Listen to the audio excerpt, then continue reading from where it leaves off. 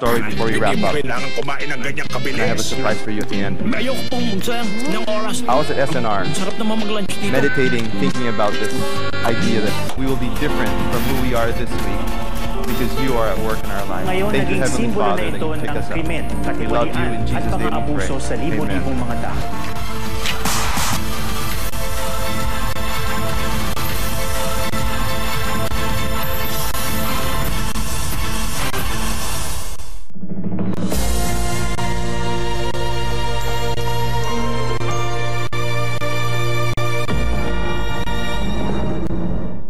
Avisana Encantadix. The realm is now open. Explore our official website, encantadia.com.ph. Stream the full episodes of Encantadia Chronicles, Sangre, and access catch-up videos and exclusive features.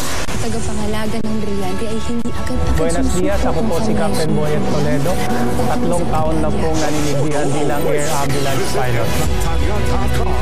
Yung air ambulance po, we transport patient from airport to another airport. Kasi karamihan ngayon, like mga patient kasi siyempre lalo na ngayon na we have the COVID. Once na kasi may mga simptomas ka, maging under agad ka sa PUIS, which is hindi naman sila positive sa COVID. So they need to transport to Manila or either Cebu from the other provinces. Kasi ang may mga facilities lang talaga, it's Manila and Cebu for pneumonia, yung mga high fever, na mga anong klaseng sakit.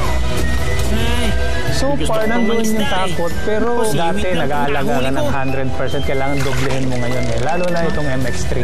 Yung maintenance mo hindi ko hininto sa hypertension and the sugar, so hindi ko hininto. Pero ang kinaganda lang, sinamahan ko ng MX3, talagang normal siya. Kasi lalo na sa akin isang piloto, buong araw pag may flight ka, nasa cockpit ka nakaupo, hindi ko naramdaman yung sakit ng katawan, resistensya mo, nasusuportahan niya. Talagang maganda yung effect ng MX3 para sa akin.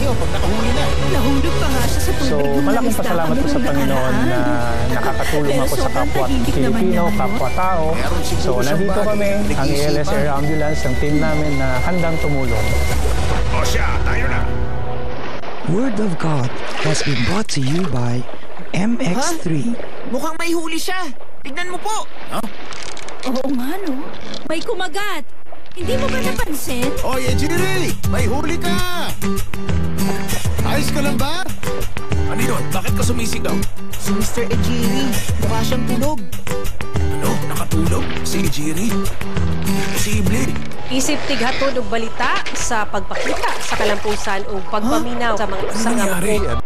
Ejiri! Oy, Ejiri! Ejiri! With the GMA Now, Anong nangyari? Ano yun? libreng manood ng paboritong GMA shows. Habang nakapila, sa biyahe, during break time sa school, dahil wala itong bawas sa load. May ibang features pa. Kaya what? Gabay ng magulang ay kailangan sa mga batang manonood. Patnubay at gabay ng magulang ay kailangan sa mga batang manonood. Mabuti na kita siya lahat! Tantala na mga kong ibon